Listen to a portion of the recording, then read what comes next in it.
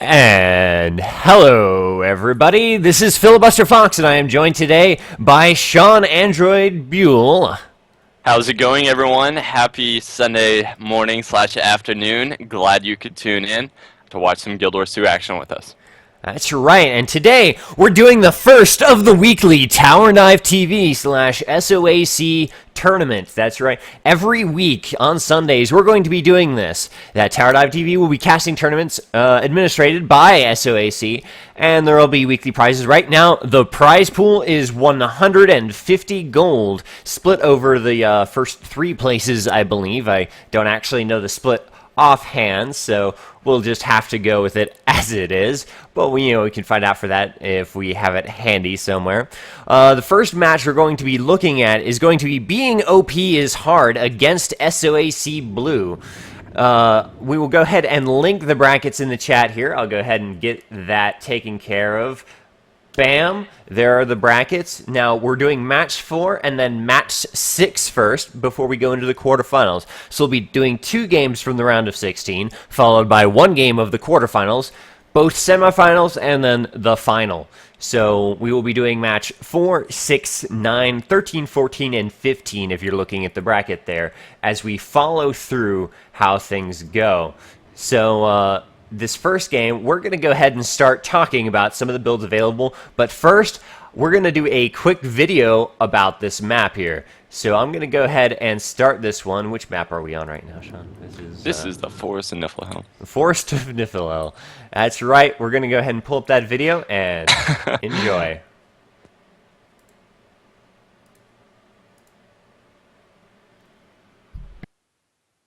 Hello and welcome to the Forest of Niflhel. In structured PvP, the game mode is Conquest. In Conquest, there are 3 capture points and they grant 1 point every 2 seconds. Kills grant 5 points and the first team to acquire 500 points is victorious. The Forest of Niflhel is one of the oldest SPVP maps, and it's a part of the competitive map rotation. Each map has its own mechanics in order to keep the format interesting. On this map, we have 2 boss mobs, Spawnier and Chieftain Udahain.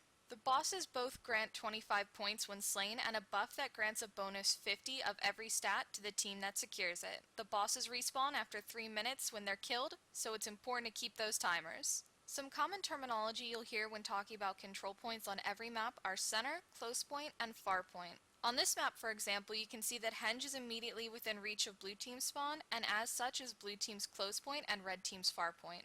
Similarly, the mine is red team's close point and blue team's far point. The keep is roughly equal distance between both teams and as such is center point. Time's up! We're heading into the next match. Get ready for some action. Here we go, right into this match here very shortly. We're going to have a quick look at some of the item builds that these players are going with in this match. We're going to go ahead and start with the red team here, Sean. And looking at Barrack Tank, let's have a look at what he's got built here. We see he's got 6 runes of the soldier, and he's going with a maul there and scepter shield. His amulet is a cleric's amulet with a soldier's gem.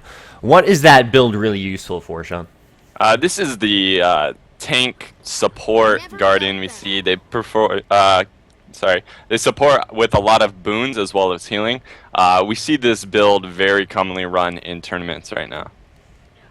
All right, and moving right on to Kruk, he is running with 6 runes of the Scholar, a sword dagger, and dagger pistol build there, and he's got the soldier's amulet with a berserker's jewel. This is actually something you don't see too often. He is running 10, 30, 30, 0, 0. He is not going with a short bow. He's combining the sword dagger as well as the dagger pistol. And then he's running a knight's amulet, a soldier's amulet, so he's going to be a little bit tankier as well, while just having crazy utility and just kind of giving up some of that mobility from the short bow. And moving on to Nothing E, we'll see this engineer is running with a Balthazar set of runes. His amulet is a rabbit amulet with a rabbit jewel, and he's running pistol shield. Yeah, and he is running a grenade kit. He actually doesn't have HH. He instead decided to take Swifty kits instead. So he is running 35 0 20 15. A little different than what we normally see on a lot of engineers, especially with those Balthazar runes. But he's going to be doing a lot more burning damage, so that is going to be actually pretty cool to see. Alright, moving right on to Skyreen. This Necromancer has brought 6 runes of the Nightmare, along with Scepter Dagger, as well as a staff. And of course his amulet is the Carrion Amulet with the Carrion Jewel. And this is kind of the build that we've seen become really popular lately in the North American side, taking Epidemic, Corrupt Boon, and Spectral Recall instead of Signet of Undeath. He actually has Foot in the Grave. I don't know if all the credit goes there, but this is definitely the build that Ghibli made popular. Yeah. So really good Condi Cleave right here. And then we have Soundbite running 6 runes of Balthazar. He's got the plated sniper rifle there, and the Rampager's amulet with a Carrion Jewel. And he's running actually a rifle with this. He's running rifle, grenade kit, as well as a net kit. So they're going to have some control. Again, just more burning damage. It looks like they're going to try and get some really clutch epidemics off with all the burning damage. I mean, he's running Rampager. He's running a 30-0-0 2020. So this is actually going to be some really interesting team fights. Something we're really not used to seeing. All right, and then moving over to the blue team, we have Little Yura here with his 6 runes of Dwana. And we've got a bow and a great sword, along with Soldier's Amulet with a Cleric's Jewel. What is this build really geared towards doing? It looks like he's going to be either probably attacking their far point. He is running, the longbow and greatsword, so definitely going for some high burst damage instead of the typical condition damage we see. He is running 0-5, 35, 30. So a little bit of a typical Beastmaster. You know, his traits aren't too ridiculous, but definitely not running that condition. He is running that burst. So Lil Yura, I know he's really good at actually getting bunkers off points with this build. So he's probably going to be attacking their far point all game and trying to cap it himself. Alright, moving on to Demise here. Demise, also perched very highly up here. We've got 6 runes of Melandru, a staff, and of course the Soldier's Amulet with Berserker Gem. So I'm actually not sure right here. I mean, he is running Melandru, so he's going for, tankiness at condition build almost. He's got the Soldiers with Berserker. I don't know if he's going to stay with staff or if he has that with opener. With this build, I wouldn't be surprised if he's actually running staff, because it looks like a tanky support build. So this might be very interesting to see. If he does switch over to Scepter Dagger, Dagger, I wouldn't be too surprised though. Alright, to AK Inji, he has Balthazar runes, Pistol Shield, and of course the Rabbit Amulet with Rabbit Jewel. So again, we're seeing this Balthazar come out on both sides here. I don't think we've seen anyone run this in like the previous tournaments. So definitely going for that high burning damage. Traits, he's taking 30, 20, 10, 10. So definitely going for the Napalm Specialist and Firearms. More burning right there. And then the Cloaking Device actually. And protection injection. So these engineer builds we're seeing today are completely different than the normal engineer builds we've seen over the last couple months. So we're going to see some interesting Engie play today. You guys, if you play Engie, get excited. You're going to see some cool stuff. Looking forward to that. Moving on down the line, we've got Stunning Styles. He is running 6 runes of Lissa. He's got the hammer and a great sword. He's running Soldier's Amulet with Berserker Jewels. What is this really geared towards? So this is actually very different from normal Guardians that we see. He is running a greatsword, which is like the first thing that is just crazy, a hammer greatsword. So he's going to have pretty high damage with some debunkering from that hammer. And then the Soldier's Amulet, he's running that instead of a Cleric's or even like a Valkyrie Amulet. So he's going to have more damage and a little bit more survivability. Looking at his traits, he is 0, 10, 30, 10, 20. He is running altruistic healing and valor, so he is going to get the healing through that. But he's actually not going to have that great of condition removal. So maybe relying a little bit on demise with that staff build there.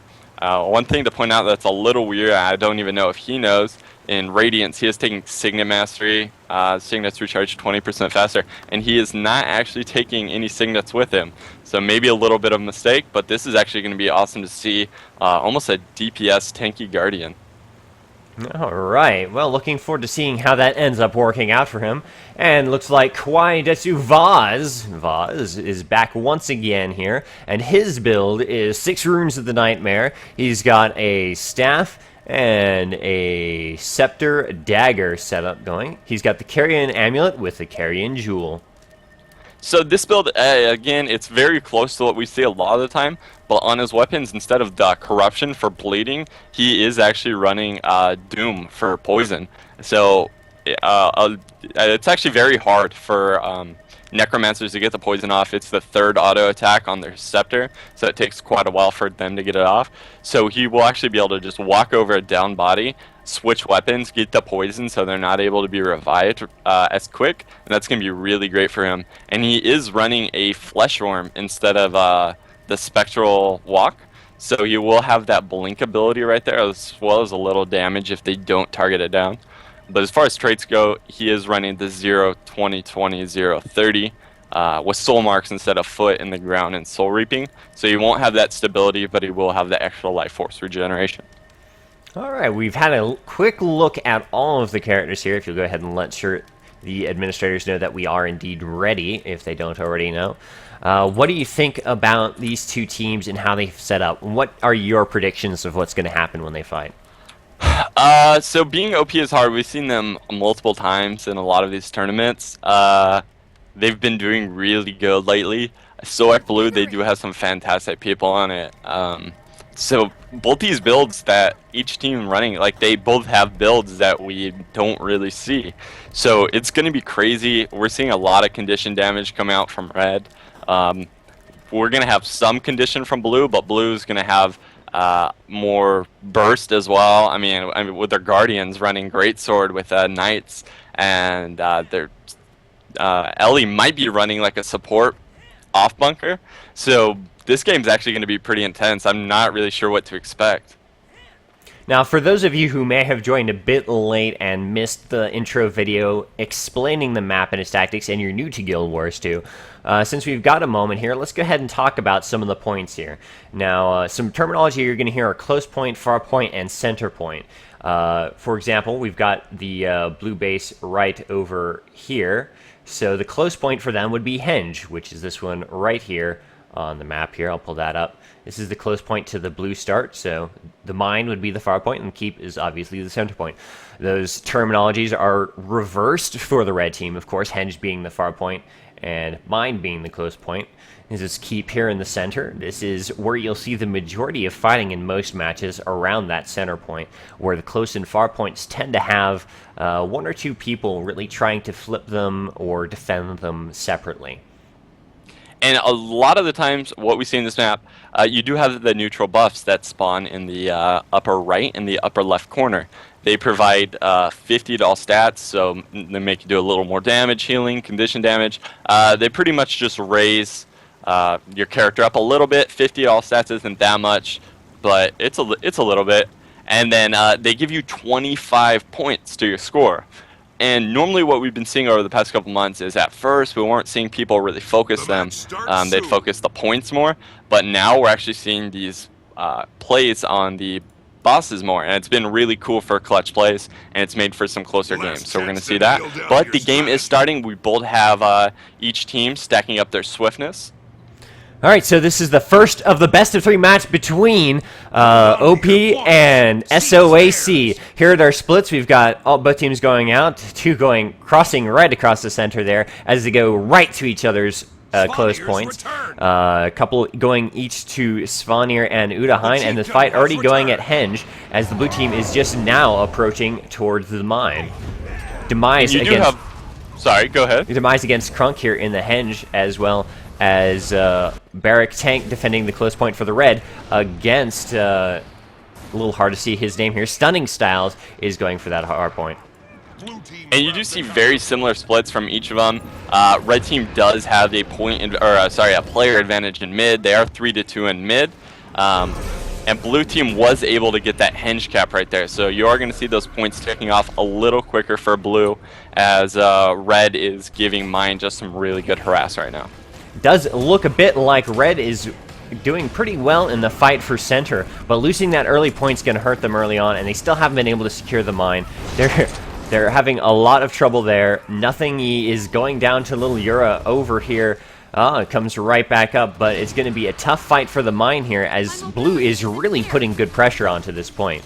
Meanwhile, back in the mid, Soundbite is about to go down here, possibly. In a lot of trouble here. Stunning Styles is already low and trying to get back up with help of Vaz there, but it looks like he gets down quite nicely, and red team manages to secure the keep pretty well here. They haven't quite taken it yet, but they will shortly. There it goes. They capture the midpoint, and now henge is contested as well.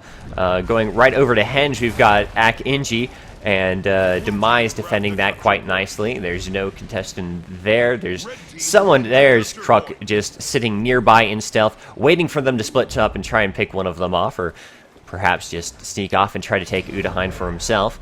But we will see how that ends up going for him.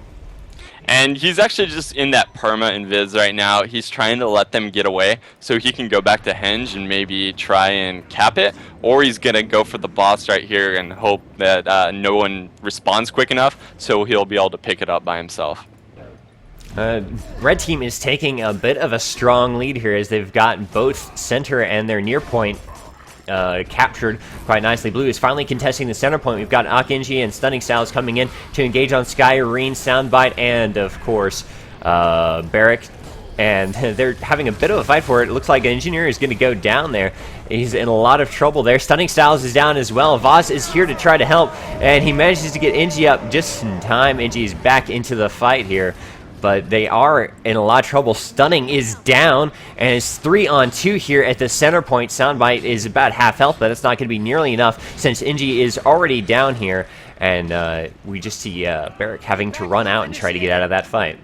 And that's kind of what we're seeing from the Greatsword Guardian here, is he doesn't have that condition cleanse that you normally see, and he doesn't have the healing you typically see with the Cleric's Amulet. And so they're really just going down. The burning damage plus these epidemics that they're able to get off is just completely destroying blue team. A red team just winning every fight here in mid, and a blue team, they're really going to need their elementalists to be with them if they're going to try and win, because the condition cleanse from cleansing waters is really going to help them turn those fights. And meanwhile, Crook is tying up about 3 people here. He just got a kill one-on-one down in a corner somewhere, and he's still pressuring this henge, making sure that the blue team cannot get all their resources in one place to really contest the keep here. But here comes Stunning Styles towards that center point. Barrack Tank and Skyreen and Soundbite all ready to stop him here. Demise has shown up as well, and they've got more on the way. NG's overlooking the fight here, and they're trying to push it out of the situation. But they're going to do their best to bunker this, but red team is going to run into some trouble in this fight here. Soundbite is about to go down, is going running, and down goes Soundbite. He's in a lot of trouble here. Nothing is now here for the fight. Soundbite is back up, and red team may be able to defend this pretty well here. We've got Vaz and Stunning Styles both very low, and having to back up off the point a bit here. Demise now in a lot of trouble, as they're taking a lot more damage than they're dishing out. And Stunning Styles is down here, may be able to get revived, no problem at all. Soundbite, of course, very low, backing right back up to his team, but he's going to be just fine, I think. Just nestled well within his team. Stunning Style is going right in, spinning around with that greatsword, but he's going for the stomp on Soundbite, not quite able to pick it up there, and now he's in a lot of trouble himself. Demise trying to help him out, but down goes Stunning Style. Knocked back a bit there, but he's got plenty of teammates there to try to help him before that stomp from Barrack Tank can go down. We've got Vaz now being the focus of red team's damage there, as they're just fighting consistently over this point here. And Kwai actually did have to pop his Plague Form. Tried to get a little tankier for a second, but he instantly just goes down. Red team does have that superior res control right here. They've gone down, but they've gone the res up. They've used Elixir R, but they're actually... Oh, no, and see, he gets back up right there. Their res control and their stomp control right now is just fantastic, and blue team is really, really having problems in these fights right now. Yeah, absolutely. They're not able to get anyone down. They're doing a good job of staying alive. Until now, we've got 2 from the blue team down. They're running into a lot of trouble here. They're going to knock back their stompers, but is it going to be enough? Kruk may be able to get the stomp there on Demise. Demise goes down. We've got Stunning Styles in a lot of trouble there, and he is down as well. Red secures this point here. They're holding on to a 200-point lead, still 2 to 1 point advantage, and now they've got 2 from the blue team down, and they're able to chase off VoDs, who is now down as well near this keep point. Skyrene and Tank just completely holding this point very nicely with the help of Soundbite. Mine's still well secured, but it is contested now. We've got Lil Yura, I believe, split pushing that against Nothing E, and Yura is doing a good job in this 1v1, it looks like, but is it going to be enough to turn the tide of this fight? He actually might need some backup. I think they really need to try and push these side points a little harder than they are right now. Their team, without that condition removal, is just not as great in long fights. When you just have that condition damage just eating up at you over and over, the longer the fights go, the longer your cooldowns are, and you're just not going to win. But if they try and do the side points, they have these smaller little skirmishes that are a bit more fast-paced. I think that their comps are going to complement that a lot better, and they just roam a little harder. They could actually... they could have made this game a lot better for them if they didn't focus mid as hard. Indeed. Red just picked up Udaheim there, so they've got a dominating nearly 250-point lead here. Only 70 points to go till they win. And Nothing E's in a lot of trouble here. Now there's VoDs and Yura there on them. They're going for the stomp, and get it! Nothing E is down. Soundbite is there to try and stop them from taking the mine away from the red team, but it is contested now. It's not secured, but there is a lot of trouble here for the red team, as they've only got 54 points left to kind of make a recovery here, to clear up these points and try to make any sort of comeback they can, but it doesn't look good for them. They're fighting as best as they can, but it doesn't look like they're going to be able to take this away here. Fighting both for the mine and the keep here. Henge completely uncontested. They're not even worried about splitting push for this Henge anymore. They just have to hold their points. The red team wins the game here. And that's kind of what they've been doing. They haven't gotten Henge once this game. You know, a little bit in the beginning, but after that they've completely ignored it. They know they have stronger team fights, and they're really just trying to hold their home as well as mid. Well, they did lose mid. Barrack did get stomped there, and blue team is capturing it right now, which puts the primary focus on the mine now. If the blue team can secure the mine, they can stop this inexorable climb to victory for the red team, but it doesn't look good as there's only 10 points left to go.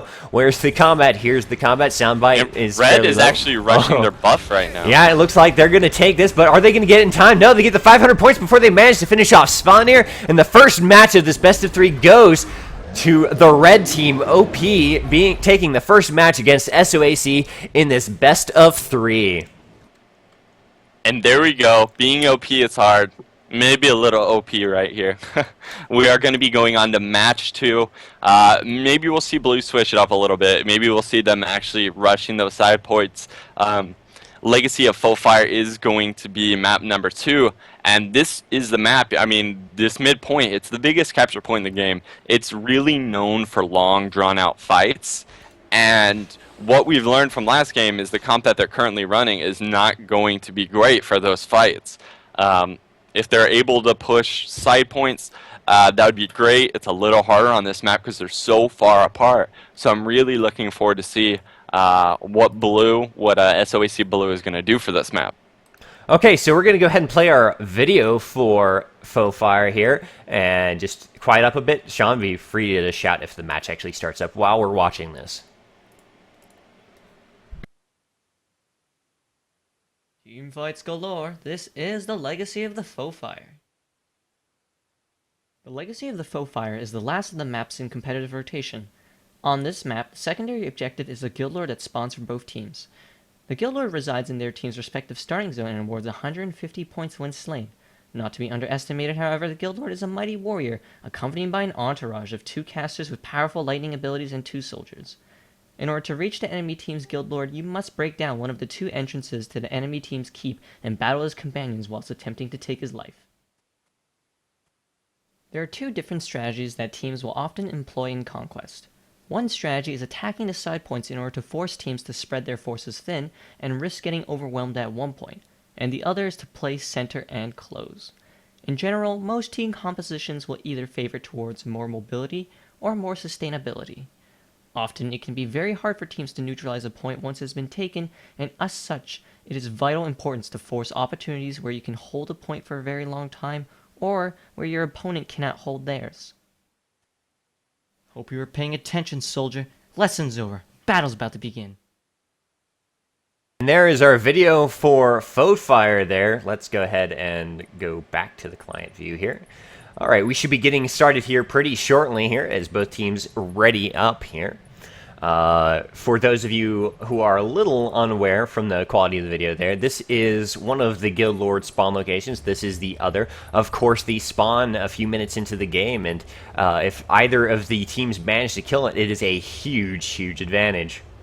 Yeah, that 150 points really leads for some clutch plays. We've seen a lot recently, you know, Maiden Meta's kind of known now for their really clutch Lord plays that we've seen recently in these tournaments. On the podcast the other night we had with them, they're actually like renowned on the EU server. Like people get into games with them on Foefire and they're just scared because they're Lord. One thing we do see, and I don't think we're going to be seeing it swapped out for anyone right now, is that some people like to take Tomb of Courage on their Guardians because the Tomb of Courage 5 skill is a full heal, and it does actually heal up their Guardian as well, completely full health. But it doesn't look like we're going to be seeing anyone switch to that right now. That would have been interesting. So maybe we won't see that much Lord play, or maybe they just don't really care for Tomb of Courage. These fights are going to be extremely interesting. That DPS Guardian, I don't know. If they can get the Guardian and the Ellie together, it might be pretty cool. Well, from the last game, we saw that the red team had a dominating lead in most of the team fight situations. Blue just didn't have an answer to it. They did all right in smaller engagements, but for the most part, when they went team versus team, they were losing pretty heavily there. Do you think any adjustments can be made with the setup they've got that will help them in this situation? Like I said earlier, the only thing I could see them doing is putting the Elementalist with the Guardian. They really just need that condition removal. Because normally Guardians run really heavy condition removal, and it's just not the case.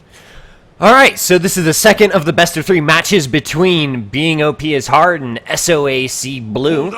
And we will get started right here as they go with the split. We looks like we've got an engineer from the red team going right towards the quarry, and the rest, 3 going to the graveyard, and 1 going right up to the waterfall. That's probably good. 4 from the blue team going right to the graveyard, and 1 to the waterfall here as we go to the graveyard here and have a look at how this fight is going to start out. We've got Stunning Styles right in the middle here with Barrack Tank going right into contest the point so it doesn't get captured here, and already some good damage going down onto Barrack Tank here in the center, but mostly it's been just a bit of trading here back and forth as there's a bit of a team fight going off to the side of the point while it's just Stunning Styles and Inji against Barrack here in the center point as Barrack's just trying to tank these two and distract them. Meanwhile, Little Yura over at Waterfall getting completely destroyed by Kruk one-on-one there. Sorry, yes, one-on-one there. Those were just his little pets there as Kruk does a nice backdoor and looks to take the Waterfall here from the blue team.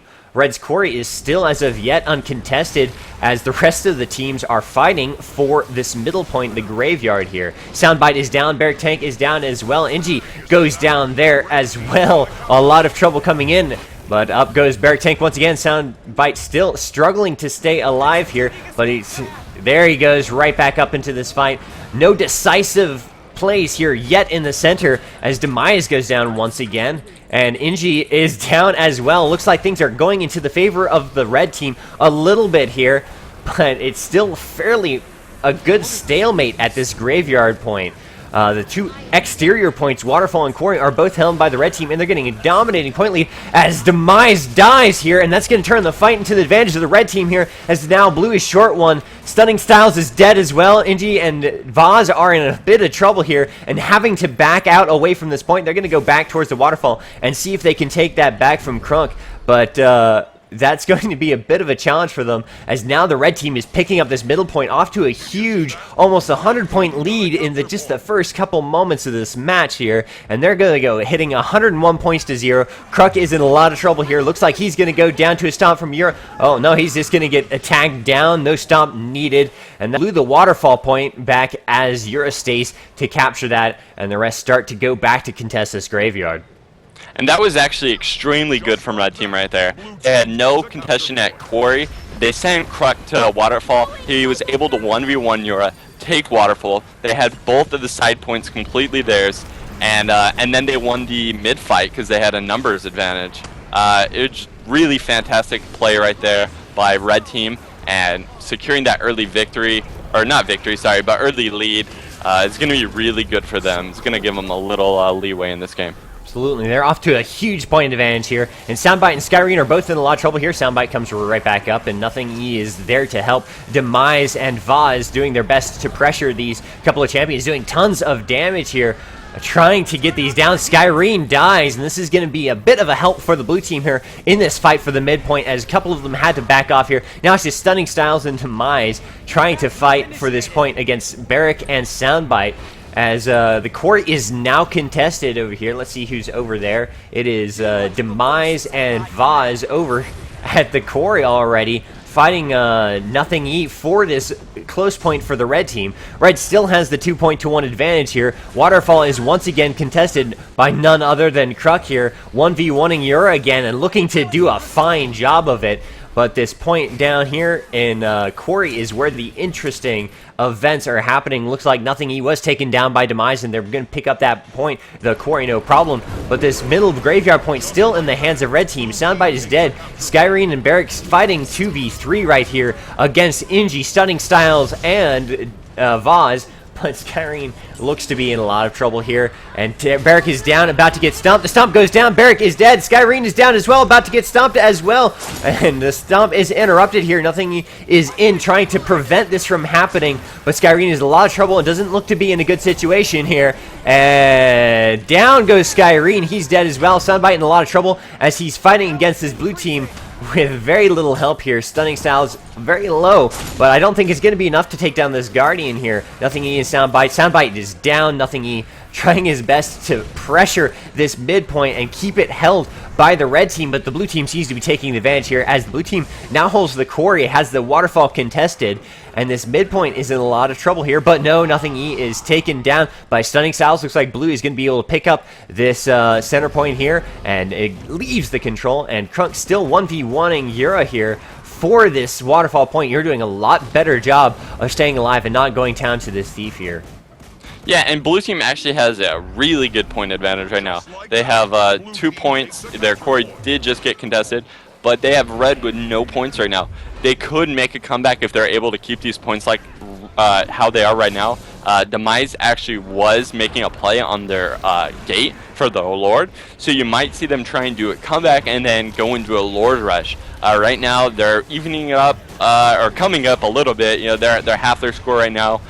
Way better than they were a couple minutes ago, and if they can keep it like this for the next couple minutes, you'll see the game going back to a pretty even state. So we do have a fight over at the quarry here. Barrick Tank in a lot of trouble here, but it looks like the red team is bringing a lot of force to fight this blue team. 4-on-4 it looks like. No, sorry, 4-on-3. Red team's only brought 3 people to this fight, although Stunning Styles and it looks like Inji are in a lot of trouble over there. VoDs is fine, but these 2 down blue players over here are in a lot of trouble unless Demise and VoDs can get over here to help them out. Nothing E's in a lot of trouble here, but Barrick Tank is there to force these down.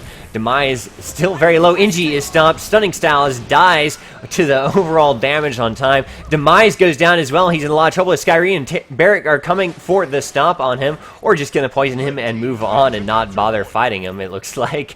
Are they going to be followed up by Nothing E for that stomp? It looks like Nothing E is going to finish off Demise there, as the rest of them force onto the center point. VoD's in a lot of trouble here. Now he's the one being 4v1'd, and Eero is here to try to help, but and Eero actually gets that res off with the spear right there, bringing VoDs right back up. That's fantastically done but it's not going to be enough. It looks like it's still a 3v1 situation here as Euro is chased off. VoDs doing his best to stay alive, but Red looks like they're going to take the center point again. NG sneaking around the corner here to try to get involved, but the graveyard does go to the red team. They're now down to only an 80-point advantage, a huge difference from where they were before, but still they look to be making a bit of a comeback. They've got the momentum on their side right now. And yet, blue team made a fantastic comeback. They really got hurt by losing that huge team fight at Quarry because it was able to give Red that momentum just to push right back into mid. But at the same time, if they are playing a Lord Rush, they're not too far behind. They only need 150 more points before it is viable for them to actually go into their base and try and kill that Lord. Well, Stunning Styles is down and running into a lot of trouble as the stomp goes down on Stunning Styles, so they're gonna be having another kill here for the red team, and that's gonna give them a nice strong fight for the center point. Oh, a lot of trouble from Barrick on VoDs there. Looks like Demise is going in for the revive, and off goes VoDs, but Barrick doing his best to pressure this as the red team secures this graveyard very, very nicely. They've got the quarry nice and set, and they're just trying to contest the waterfall next, as this red team is slowly pushing blue further and further back once again with a 130-point lead or so, and blue team did manage to pick up the waterfall, but it's a 2-to-1 point advantage here, and now we're at that danger zone where the red team is within the 150 points needed to win. If they get the Guild Lord killed, they finish the match right there, or they can sit and stand on these points and just win it over time. Kruk goes down as he was making a play for the door there, but it looks like the red team is fighting the blue for the graveyard once again here. We've got Soundbite, and we've got Barrick fighting against Inji, Stunning Styles, and now VoDs fighting for this midpoint here. Soundbite in a lot of trouble here. He's taking quite a bit of damage, but bunkering up quite nicely next to these turrets. But he's about to go down. Down he goes. Let's see if Demise is going to be able to get off the stun, but nope. Knocked back from that. Soundbite is back up into the fight, and we've got Demise going down now. Blue team fighting for their lives here at this midpoint. Only 100 points to go, and if they manage to hold up this point, they're gonna have a chance to come back here, but it doesn't look good. Demise is in a lot of trouble here. Stunning Styles is down. Inji is very, very in a lot of pain right now. He's getting forced down. Stunning Styles gets stomped, and Demise is down, about to get stomped by Barrick. If they get it off, down goes Demise as well. Red team secures this point quite heavily. Quarry is contested now, but Waterfall has been taken by the red team now. They still have that 2-to-1 point advantage. Only 70 points to go as Krunk gets the stomp on Inji. You're in a lot of trouble. 2v1 against Soundbite and Krunk. Down he goes, and in comes the stomp if he can get it off, and down goes Ur, and that's going to be so much pain onto the blue team there. There's only 44 points to go for the red team to take this victory. And this game was all about momentum. When the team got momentum, they were able to just really stick with it, capture points, and keep them. Blue team had that momentum for a while, but when they lost that team fight at Quarry, it just gave all that momentum back to red team. They're able to push every build, and they're going to be able to hold every node with that. With only 14 points remaining, it does look like red team's going to be able to get this with no contention over there at Quarry. Just 5 points and 3 points, 2 points to go, and there's the 500 points once again. Victory going to the red team, making them the victors of this best of 3 between It's Hard Being OP and SOAC Blue. The red team will be moving along. That's being OP is hard. To the next round, into the quarterfinals, I believe, is the next round. As the next match we will spectate will be match 6. Do you remember the teams on match 6? I certainly don't. I have to have a quick look for that myself. Yeah, looking at Let's see. the bracket. It's Murda Inc. QQ versus Not Sure Serious BZNZ. So that was a 2-0 victory for Being OP is hard. Good job to Being OP is hard. Good font to SOAC Blue, and we will be moving on in this tournament now that this best of 3 is decided.